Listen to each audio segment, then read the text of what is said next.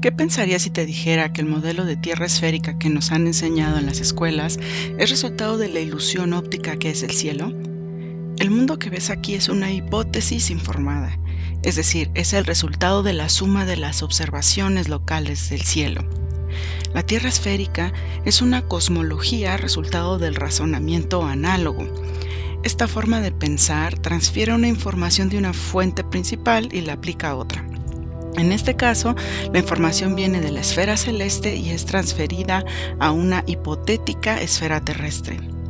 El razonamiento análogo es útil para encontrar patrones, pero se cae en falacias cuando no se especifica que dicha transferencia es solo una posibilidad. Un ejemplo sería ver que la forma de una naranja y una mandarina responden a un patrón muy parecido y sin embargo no son lo mismo. Esto es una falacia analógica. La misma transferencia se hizo con la forma de la Tierra y en el afán de comprender el mundo en el que vivimos se transfirió la información de la esfera celeste a la esfera terrestre. El polo celeste norte se convirtió en el polo terrestre norte, el polo celeste sur en el polo terrestre sur y el ecuador celeste en el ecuador terrestre. Si buscas información acerca de la esfera celeste, te van a contar que es el resultado de extender los puntos de la Tierra, por ejemplo, el eje de rotación de la esfera terrestre hacia el cielo, formando el eje de rotación de la esfera celeste. Sin embargo, es justo lo contrario. Primero se observó al cielo y se analizaron sus movimientos, llegando a la conclusión de que lo que observamos es una esfera celeste. Ninguno de los antiguos tenía mapeado todo el mundo. No se puede observar todo el plano terrestre, pero sí se puede observar al cielo y comprenderlo mejor, por lo menos mejor de lo que se comprende a la Tierra. Lo que realmente vemos es que estamos dentro de una esfera celeste personal y que los astros rotan en torno a nosotros, el observador. Las estrellas van de este a oeste en todos los casos, en un eje de rotación, polo celeste norte, polo celeste sur. Si les hablo de esfera celeste personal, es para hacer una distinción entre lo que realmente se observa y la esfera celeste del geocentrismo. Una cosa es el razonamiento lógico y otra cosa es que los enunciados que resulten del razonamiento sean verdaderos. El hecho de que se perciba el cielo como una esfera giratoria no hace que la Tierra lo sea. Dos enunciados deben ser verdaderos en este caso para que el resultado sea verdadero. Uno, que el cielo sea una esfera y dos, que la Tierra sea una esfera. Hasta ahora, solo el cielo se ha observado se comporta como una esfera que rota. La forma de la Tierra no ha sido resultado entonces de medirla directamente, sino de cómo ves al cielo desde el lugar en el que te encuentras. Cualquier persona puede hacer observación celeste y se dará cuenta de que está bajo una esfera celeste personal, que se percibe pequeña, ya que ésta corta el horizonte a unos cuantos kilómetros. En la navegación se dieron cuenta de que mientras más al norte se movían, más alto quedaría la estrella Polaris, que se ubica en el eje polo celeste norte, y mientras más viajaban al sur, la altura de Polaris descendería hasta tenerla en el horizonte. Entonces el ecuador celeste se ubicaría sobre sus cabezas, y así designaron al ecuador terrestre. Si seguían viajando hacia el sur, la estrella Polaris quedaría bajo su horizonte, y el ecuador celeste se iba inclinando hacia el norte, haciendo que hacia el sur emergiera el polo celeste sur, el otro lado del eje de rotación de la esfera celeste. La diferencia con el polo celeste norte es que el polo celeste sur no tiene una estrella fija ahí para identificarla, pero sí que existe el eje porque es observable. Y así se construyó el sistema de coordenadas terrestres. Si tienes al ecuador celeste sobre tu cabeza, entonces estás en el hipotético ecuador terrestre. Si la latitud del lugar en el que te encuentras son 30 grados norte, por ejemplo, eso significa que tienes a Polaris o al polo celeste norte a 30 grados sobre tu horizonte. Lo mismo ocurre hacia el sur. Si estás en una latitud 30 grados sur, significa que 30 grados sobre tu horizonte se encuentra el polo celeste sur. De la misma manera, para decir que estás en el hipotético polo terrestre norte, tendrías que tener al polo celeste norte a 90 grados, es decir, exactamente sobre tu cabeza, igual que se necesitan 90 grados sur para decir que estás en el hipotético polo terrestre sur. Luego, desde el Observatorio Real de Greenwich se estableció la longitud cero en 1851. Formalmente en una convención en Estados Unidos en 1884, para tener un estándar de tiempo en todo el mundo. Como puedes darte cuenta, no se trata de la Tierra, se trata de cómo se ve el cielo desde el lugar en el que estás en la Tierra, bajo la falacia analógica de que la Tierra es una esfera porque el cielo es una esfera. Hay varias falacias analógicas en el paradigma cosmológico actual, como la Tierra es esférica porque los planetas son esféricos, cuando una premisa no es comprobación de la otra, y este es el gran error de lógica que se tiene en las cosmologías en general, creer que el cielo explica la Tierra o que la Tierra explica el cielo. Es como cuando dicen que la Tierra tiene que ser esférica porque desde el hemisferio celeste norte se observan las estrellas moverse de un lado para el otro y en el hemisferio celeste sur se observan inversas. Y eso no es cierto. Todas las estrellas se mueven de este a oeste. La única diferencia es que si el observador está mirando hacia el norte, las estrellas se van a mover de su mano derecha hacia su mano izquierda. Y si mira hacia el sur, las estrellas se van a mover de su mano izquierda hacia su mano derecha. Pero siempre el movimiento es de este a oeste, porque es un eje de rotación. Creo ahora necesario repasar qué es la lógica. Hay 4 maneras de razonar para llegar a conclusiones lógicas, y aunque este tipo de razonamientos son lógicos, sus conclusiones no son necesariamente verdades absolutas, simplemente nos sirve para distinguir el proceder del razonamiento. El deductivo es un razonamiento que va de lo general a lo particular. La conclusión será verdadera si lo que se asume en la premisa general está comprobado. Por ejemplo, la lluvia está compuesta por gotas de agua, por lo tanto, cuando llueve, cae agua. La premisa en este caso está comprobada, pero puede haber razonamientos deductivos que parecen verdaderos porque guardan cierta lógica y sin embargo, si la premisa no está comprobada, se llega a una falacia deductiva. Por ejemplo, la única manera de circunnavegar la Tierra es en una Tierra esférica. Esto es una falacia deductiva, porque asume como verdadera una premisa que puede tener otra explicación, como circunnavegarla en un círculo plano. El razonamiento inductivo va al revés, de lo particular a lo general, es decir, a partir de una observación repetida se puede asumir una causa que aplique para los casos en general. Pero para que esto sea posible, se debe de llegar a una ley que aplique siempre y que sea resultado de haber comprobado en repetidas ocasiones la causa principal. Por ejemplo, veo cómo cae una manzana de un árbol, veo que las manzanas siempre caen igual, luego formulo una hipótesis y experimentos que avalen mi teoría, y dicha teoría tiene que ser parte de una ley natural. La conclusión en este caso sería que la hipótesis de la gravedad se eleva a teoría y esa teoría ser parte de una ley. Esta conclusión es probable, pero no es una certeza. Por esta razón es que estrictamente hablando, en el razonamiento lógico, ninguna teoría científica se considera verdadera. El razonamiento abductivo es el tercer tipo de razonamiento. Infiere una verdad a partir de la elección de la mejor explicación de una serie de hechos, donde se incluyen elementos no observables. Es el proceso de hacer conjeturas educadas, como diría Michio Kaku.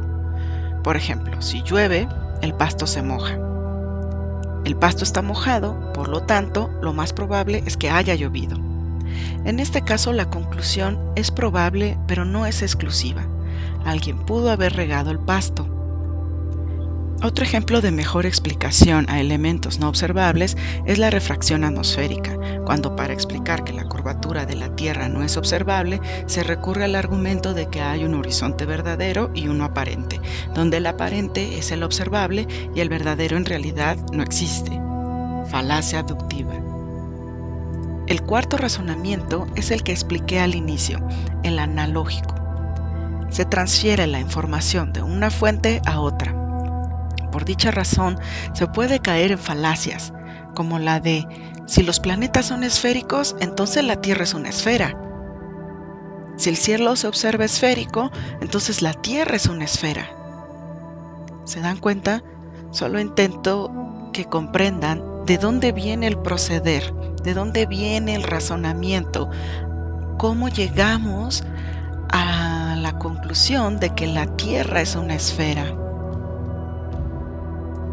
La palabra cosmología viene del griego y se compone de cosmos, que significa orden, y logos, que significa palabra. Se define como el estudio del orden. ¿Pero de qué orden? El orden del todo, porque desde la antigüedad se ha observado que todo corresponde a un orden. En la tierra, en el cielo, en la naturaleza, en los animales y en nosotros mismos. Cosmología es entonces el conjunto de conocimientos acerca del orden del todo. La diferencia con la palabra cosmogonía es que ésta refiere al origen de ese orden. Esto incluye a los mitos, leyendas que nos hablan del origen del todo, ya que depende de la cultura desde donde se conciben estos mitos, se definen las cosmogonías como cosmogonía maya o cosmogonía egipcia, etc. Cosmos también se ha asociado a la palabra universo o mundo, donde mundo era concebido como el cielo en términos llanos. ¿Por qué dedujeron que la Tierra era una esfera si lo que se observa es una esfera celeste personal? De hecho, una media esfera, un espacio reducido a unos cuantos kilómetros a nuestra capacidad visual. Esto fue debido a que a los astros se les dio la cualidad de objetos, cuerpos celestes. Y si los astros eran cuerpos celestes, entonces la lógica indica que no pueden irse por debajo del horizonte en el oeste, ni pueden salir por el horizonte en el este. El error aquí es asumir que los astros tienen un cuerpo, que son materia, cuando lo único que vemos son luces en el cielo. Hagamos un ejercicio y pensemos en el razonamiento que llevó a los antiguos griegos a pensar que la Tierra era una esfera, y que si los astros son cuerpos celestes, entonces deben ir en esferas celestes que deben ser más grandes que la Tierra esférica. Nos damos cuenta que si utilizamos este razonamiento, la conclusión suena lógica, aunque no sea verdadera o comprobada.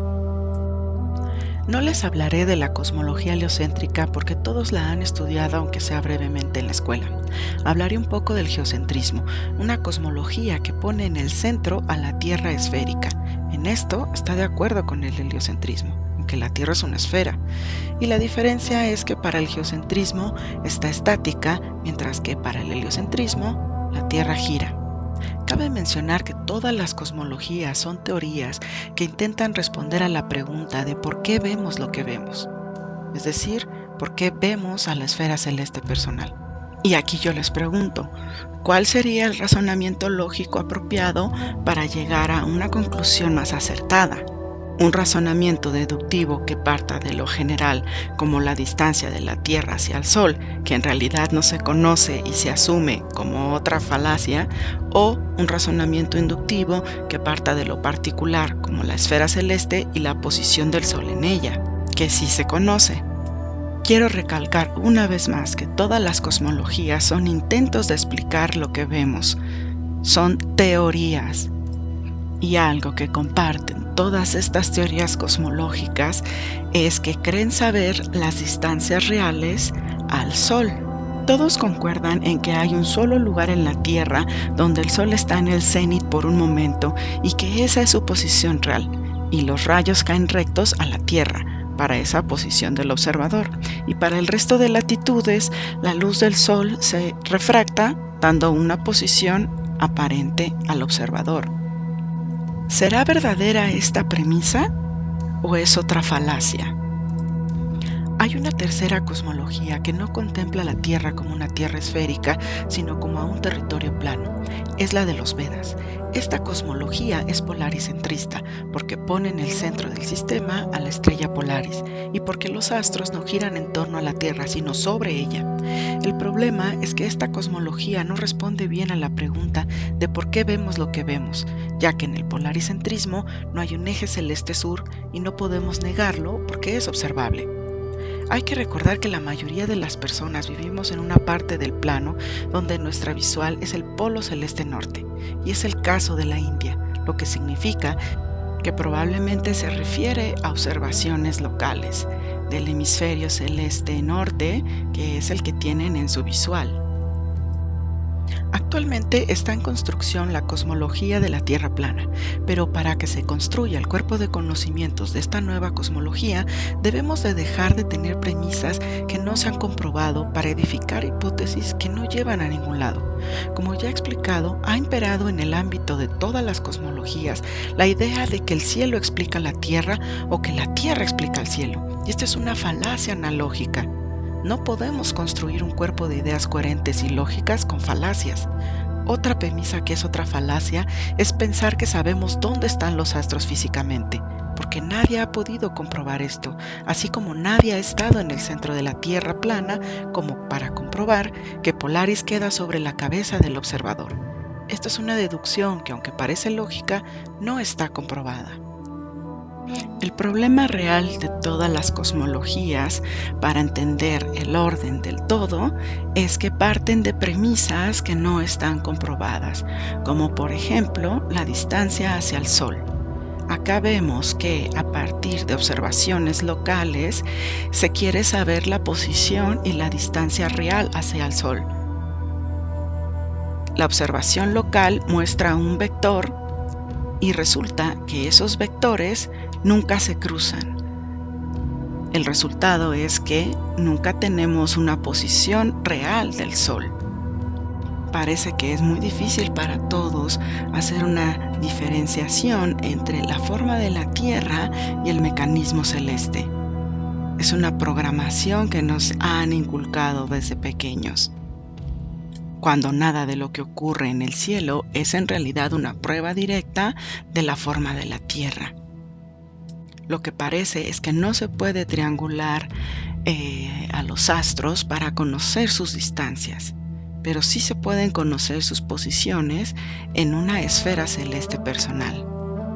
Y posición no es lo mismo que distancia. La posición la va a dar en términos de grados, minutos y segundos en una trigonometría esférica, obviamente de la esfera celeste. Y las distancias siempre han sido cuestiones que se han asumido por cuestión de brillo, por cuestión de qué constelación está detrás de tal o cual astro al momento de hacer una medición. Pero la realidad es que no se saben las distancias a los astros. Aquí, por ejemplo, nadie puede decir que el Sol está realmente allí. Algo está pasando, que la luz del Sol llega a ese lugar. Y hay que tener la humildad para aceptar que no sabemos cómo la luz se dobla, se refracta o se proyecta entre las nubes. La mayoría de las cosas que vemos no están ahí realmente. Los halos lunares, solares, los arcoíris o una puesta de sol en la playa que siempre apunta hacia nosotros. Son un perfecto recordatorio de lo que vemos es luz y solo luz. Los arcoíris están siempre centrados, por ejemplo, exactamente enfrente de cada individuo. En diferentes partes del mundo, para cada observador, se va a proyectar un tipo de perspectiva, una refracción de la luz. En este sentido, los astros serían como los arcoíris. Los ves allí, pero si los persigues, no los vas a poder alcanzar. Mientras te mueves, la perspectiva del arco iris se va a mover. La verdadera cosmología es la que tú puedes observar y experimentar. Es tu esfera celeste personal. La cosmología verdadera es la que gira en torno al observador. Y si lo piensas razonando lógicamente, no hay otra cosmología, porque el observado depende del observador. Y no importa si posees un telescopio potente o una cámara simple. El lugar desde donde estás haciendo la observación no se mueve, se mueven los astros. Las cosmologías antiguas tenían muy claro esto. No ponían en el centro a un punto magnético de la Tierra, ni tampoco eran geocentristas. Esta imagen habla por sí sola porque nos muestra los 4 puntos cardinales, y siempre que se muestren las direcciones cardinales se está hablando de un lugar local, no del mundo en su totalidad. La astronomía de posición o topocentrismo es lo que permite conocer a la esfera celeste y, a través de ella, conocer los ciclos de los astros. Los mayas sabían hacer muy bien esto. Tenían una pirámide desde donde hacían la observación y fijaban 3 estructuras hacia el este por donde salía el sol. Cuando el sol salía por la primera estructura era el solsticio del 21 de junio. Cuando salía por la segunda estructura era el equinoccio del 22 de septiembre. Y cuando salía por la estructura tercera era el solsticio del 21 de diciembre. Va a regresar a la estructura segunda cuando fuera el equinoccio del 21 de marzo. Entonces, vamos a seguir construyendo teorías cosmológicas a partir de deducciones generales que no conocemos, o vamos a tratar de dilucidar el mecanismo celeste a partir de lo que sí podemos conocer, que es lo que observamos, como un analema. Un analema es una foto del Sol desde el mismo lugar a la misma hora durante un año.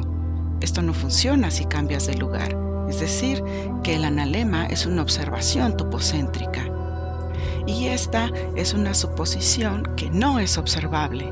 Nadie ha visto una luna llena sobre su horizonte cuando hay veces que a la vez tienes en el lado opuesto al Sol sobre el horizonte también. Esto significaría que Polaris tendría que estar en el centro. Nadie ha observado eso. Así como nadie nunca ha visto un eclipse solar pasar como sucede en esta animación, porque simplemente no es así. Los eclipses son una observación local. Por eso no se ven en toda la parte que es de día cuando ocurre un eclipse. Solo se observan en una pequeña franja de la Tierra. ¿Por qué? Porque es una refracción de la luz local. Esta sería la esfera celeste personal si pudiéramos verla desde afuera. Al conocer la esfera celeste y conocer sus ciclos, podemos saber también los ciclos de los astros. Por eso se puede saber cuándo va a ocurrir un eclipse y en qué lugar será visible. El ciclo de la esfera celeste es lo que se conoce como día sideral, es decir, dura 23 horas 56 minutos 4 segundos. Y aquí tenemos un eclipse en Temuco, Chile, donde se va a ver de manera total un eclipse solar gracias a las coordenadas celestes de la esfera celeste, es decir, trigonometría esférica. Y esto es posible solo porque en ese lugar coinciden en altura, en posición del mapa azimutal, la ascensión recta y la declinación del Sol y la Luna. Y a pesar de que no hemos visto a la Luna hacerlo directamente, podemos saber que solo en ese lugar se verá de manera total. Y si hago lo mismo a la misma hora para la Ciudad de México, resulta que no voy a ver nada porque la trigonometría esférica local no tiene nada que ver con la que se va a ver en Temuco, Chile. Para mí es evidente pues que la única cosmología que puede ser comprobable es la local, el topocentrismo. Y si esto requiere de la posibilidad de que los astros no sean físicos y puedan emerger por el este y ocultarse en el oeste, en tu horizonte, bueno, tal vez habría que considerarlo. Como decía Nikola Tesla, el día en que la ciencia comience a estudiar los fenómenos no físicos, progresará más en una década que en todos los siglos anteriores de su existencia.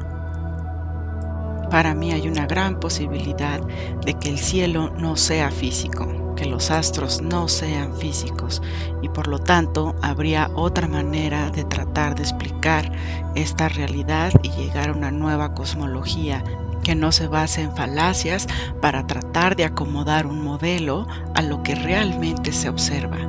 De hecho, así se hacen las cartas astrales natales, con datos de la esfera celeste personal. donde el ascendente es el este por donde ascienden los astros y el descendente es por donde se ocultan los astros, es decir, el oeste. Y esa línea es el horizonte plano, lo que nos deja planetas por arriba del horizonte y planetas por debajo del horizonte.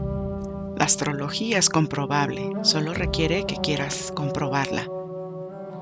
Gracias por ver el video hasta acá, déjame tus comentarios y tu like si te gustó el video. Bye.